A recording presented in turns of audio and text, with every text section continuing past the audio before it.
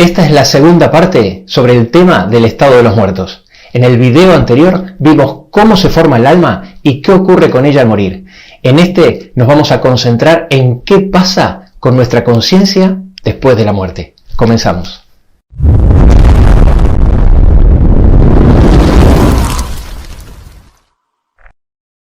Aunque no lo creas, la Biblia habla muchísimo sobre la conciencia después de la muerte. Describe al morir como un sueño y al muerto en Cristo como un dormido que espera a que lo despierten en la resurrección. Aquí te dejo los textos para que lo veas. Leamos las expresiones y dime si te dan la idea de que el alma deja de existir hasta la resurrección o por el contrario da a entender que sube consciente al cielo. En Job capítulo 7 dice, porque ahora dormiré en el polvo y tú me buscarás, pero ya no existiré. Y en el capítulo 14 dice, en cambio el hombre muere y desaparece. Perece el hombre y ¿dónde estará? En Salmos 13 dice, alumbra mis ojos para que no duerma de muerte. Y en el capítulo 17 dice, estaré satisfecho cuando despierta tu semejanza. En Daniel capítulo 12 dice, y muchos de los que duermen en el polvo de la tierra despertarán. Los que respaldan la falsa doctrina de la inmortalidad del alma no pueden ignorar estos versículos. Y ellos explican que al dormir se refiere al cuerpo y no al alma. Pero no tiene absolutamente ningún sentido decir que un cuerpo duerme mientras la conciencia está despierta. Porque por más que el cuerpo esté quieto, acostado o inmóvil, seguirá estando consciente a no ser que esté dormido. Con lo cual, el hecho de dormir es el que está relacionado con la conciencia, nunca con el cuerpo. Pero bueno, esto lo entiende hasta un niño de 12 años. Es explicar lo obvio. Es un típico ejemplo del paso 1 en las evidencias de la manipulación del texto que explicamos en el video de cómo manipular el texto bíblico, donde decía que no se mencionan los textos de la idea predominante, y si se los menciona porque no hay más remedio, se los presentan como excepciones aisladas y luego se intenta rebatirlos con interpretaciones contrarias a toda lógica.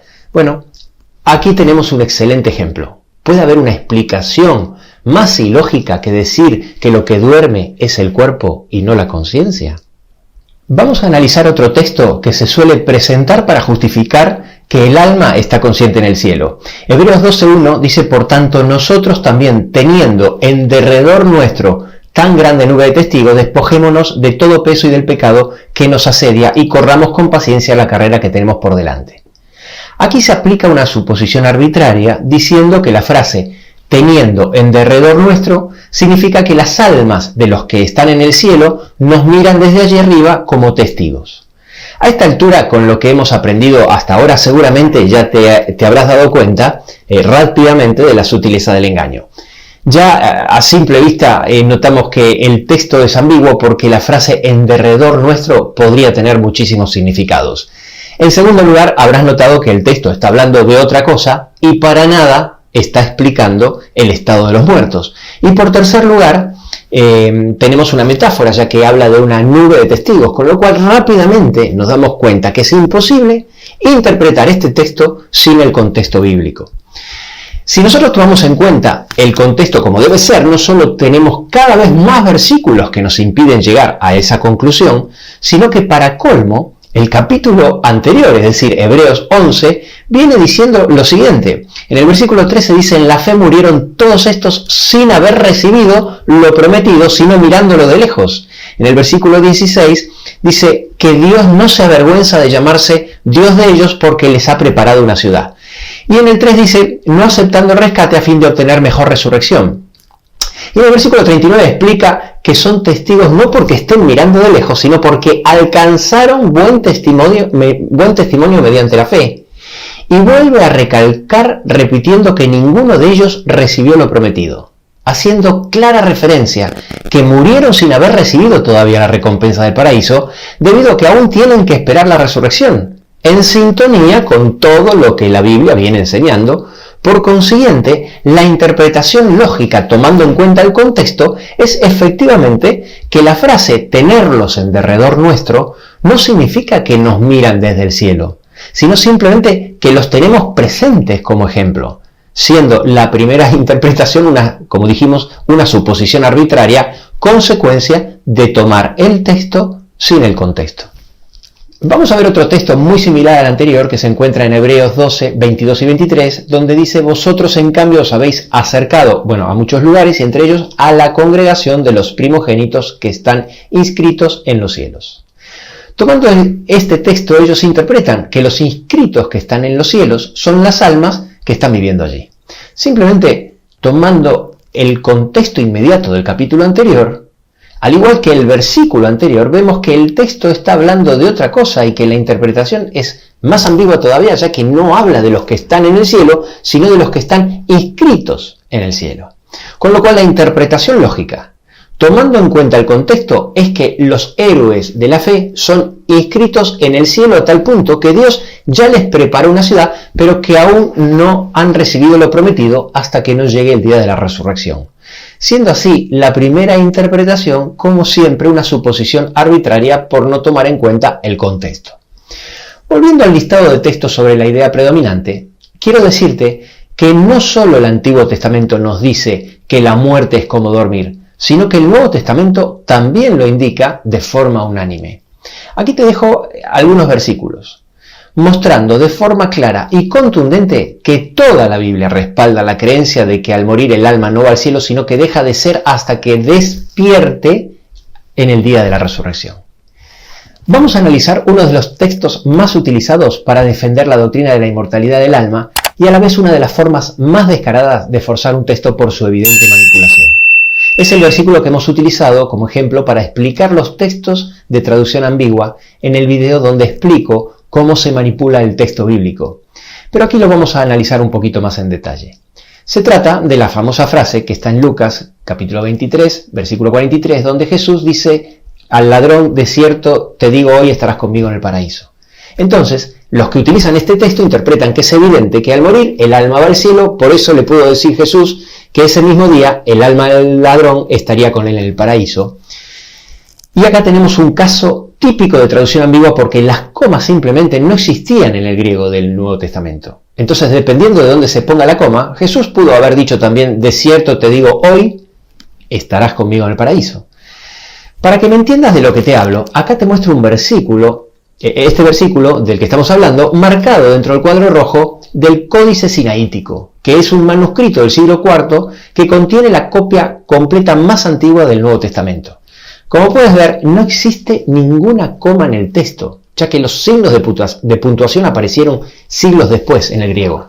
Hay varios motivos que demuestran que esta es la traducción correcta. Empecemos con el motivo más obvio, que es que cuando Jesús resucita, lo primero que le dice a María en Juan 20:17 es que dice: no me toques porque aún no he subido al Padre. Con lo cual, la suposición lógica, tomando en cuenta el contexto, es que Jesús nunca le pudo haber dicho al ladrón que ese mismo día estaría en el paraíso, ya que Jesús mismo dejó bien en claro que el domingo todavía no había ascendido, con lo cual la interpretación es una suposición arbitraria. Y como suele suceder para defender la falsa doctrina, de las dos traducciones posibles, en este caso se toma la totalmente improbable. Otro dato importante es que no olvides que la traducción siempre es interpretativa. ¿Qué quiere decir esto? Que cuando un texto puede ser traducido de dos formas diferentes, el traductor tiene que tomar una de las dos posturas. Por eso mismo, en muchas versiones vas a encontrar el texto traducido así: de cierto te digo que hoy estarás conmigo en el paraíso. Pero ese "que" no existe en el original. El motivo por el cual digo que es una de las manipulaciones más descaradas es porque, siendo tan clara la suposición lógica y tan fácilmente comprobable, se la use continuamente, pero continuamente, como un argumento. Realmente no me deja de llamar la atención con cuánta liviandad se fuerza el texto bíblico. Si bien con este argumento ya tenemos suficiente, te voy a dar un par más. También es evidente que el ladrón así lo entendía, ya que justo antes de la respuesta de Jesús, en el versículo 42, el ladrón le dice a Jesús: acuérdate de mí cuando vengas en tu reino. Y así lo entendía también Marta, la hermana de Lázaro, cuando se junta con Jesús. Le dice en Juan 11:24, hablando de su hermano Lázaro que había muerto, dice: yo sé que resucitará en la resurrección en el día final. Como dato curioso, te cuento que he puesto la frase tal cual está en el original sin las comas en el traductor de Google, y la inteligencia artificial del traductor me arroja la traducción que coincide con la suposición lógica tomando en cuenta el contexto. Vamos al listado de versículos que nos da el contexto bíblico. Como dijimos anteriormente, muchos especulan con la conclusión ilógica de que cuando la Biblia dice que el muerto duerme se refiere al cuerpo y no a la conciencia. Ahora, lo que no te cuentan es que además hay varios versículos, no uno solo, que dicen clara y explícitamente que al morir dejamos de tener conciencia. Vamos a algunos de ellos. Vamos a leer algunas frases de estos versículos y dime sinceramente si te dan la idea de que al morir vamos al paraíso y seguimos conscientes, o por el contrario, quedamos en un total estado de inconsciencia hasta el momento de la resurrección. Leamos, dice, porque los que viven saben que han de morir, pero los muertos nada saben, ni tienen más paga, porque su memoria es puesta en olvido. También su amor y su odio y su envidia fenecieron ya, y nunca más tendrán parte en todo lo que se hace debajo del sol. Porque en el Seol donde vas no hay obra, ni trabajo, ni ciencia, ni sabiduría. No alabarán los muertos a Jehová, ni cuantos descienden al silencio. Pues sale su aliento y vuelve a la tierra. En ese mismo día perecen sus pensamientos. ¿Qué provecho hay en mi muerte cuando descienda a la sepultura? ¿Te alabará el polvo? ¿Anunciará tu verdad? Porque en la muerte no hay memoria de ti. En el Seol, ¿quién te alabará? Ahora pregunto, ¿es lógico que si al morir ascendemos al cielo, la Biblia explique que en ese mismo día perecen mis pensamientos? Fíjate cómo todos estos textos, en primer lugar, están hablando claramente de lo que sucede cuando morimos. En segundo lugar, todos arrojan la misma idea, que al morir cesan nuestras actividades, vamos al silencio y perecen nuestros pensamientos.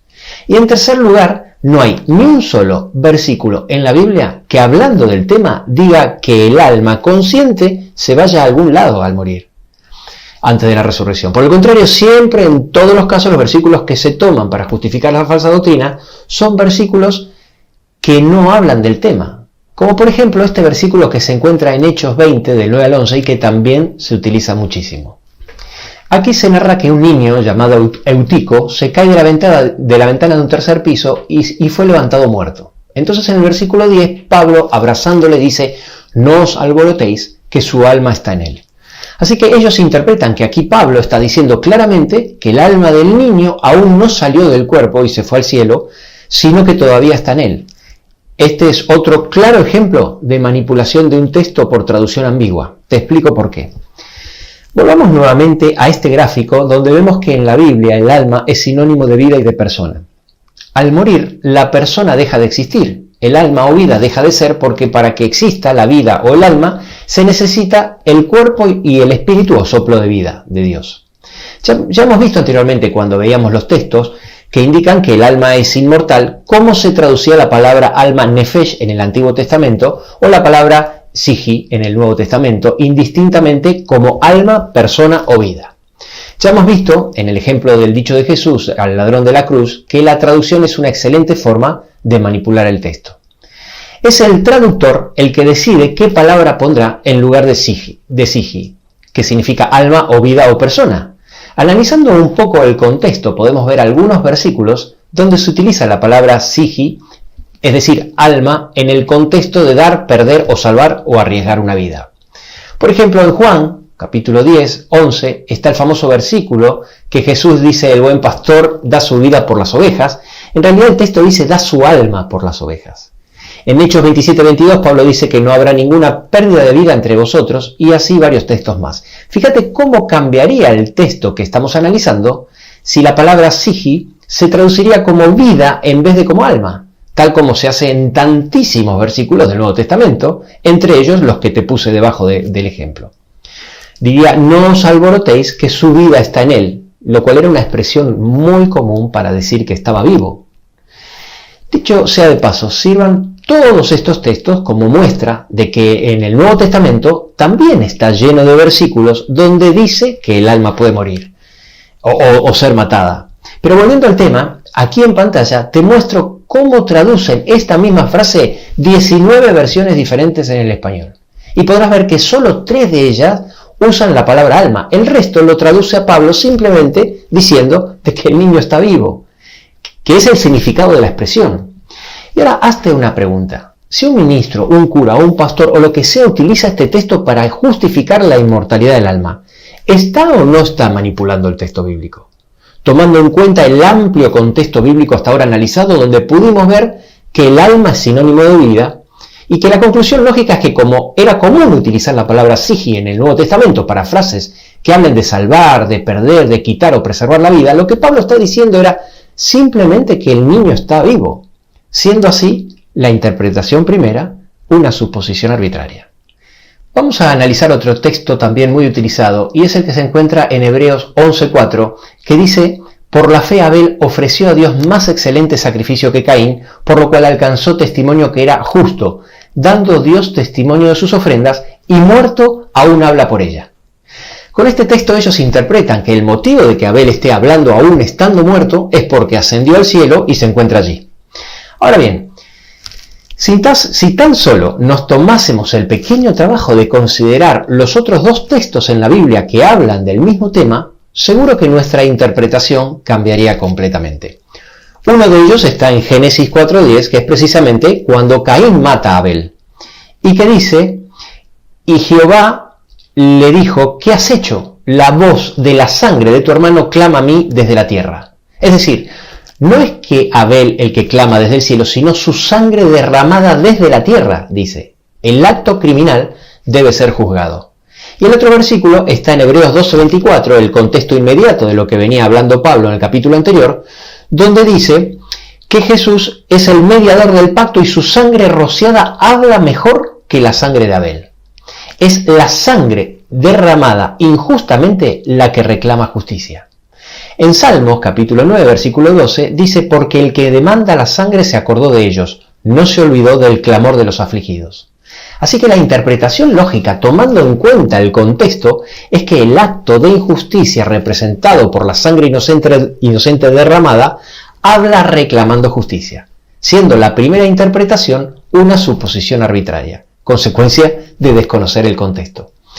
Exactamente lo mismo pasa con Apocalipsis, capítulo 6, del 9 al 10, cuántas veces se ha tomado como argumento sobre la inmortalidad del alma, mencionando de este texto a las almas de los que habían muerto, que estaban debajo del altar clamando a gran voz. Lo que hemos mencionado anteriormente sirve para explicar este versículo, pero por si queda alguna duda, el versículo siguiente, capítulo 6, 11, se le dice de ellos que descansarán todavía un poco de tiempo, haciendo referencia al dormir de la muerte, ya que aún falta que se complete el número de los mártires y el juicio. No tendría sentido decir que sigan descansando si estuvieran en el paraíso, como tampoco tendría sentido tanto clamor por justicia si estuvieran ya en el cielo disfrutando de la presencia de Dios, ¿no te parece?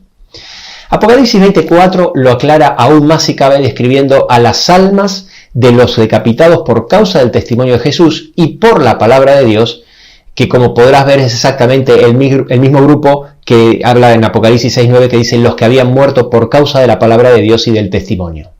Y aquí viene la parte clave, dice que vivieron y reinaron con Cristo 1000 años. Vivieron quiere decir que estaban muertos y vivieron.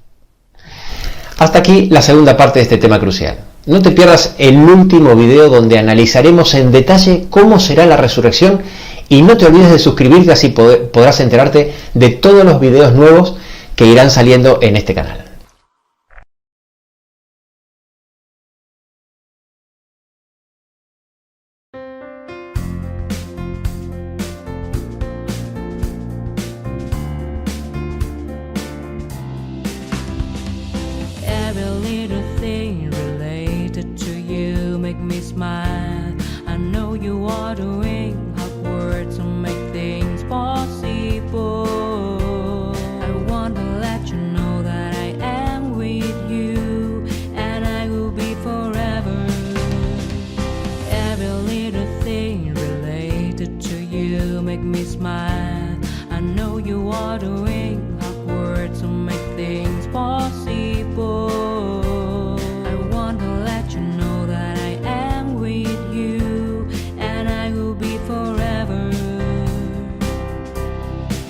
When you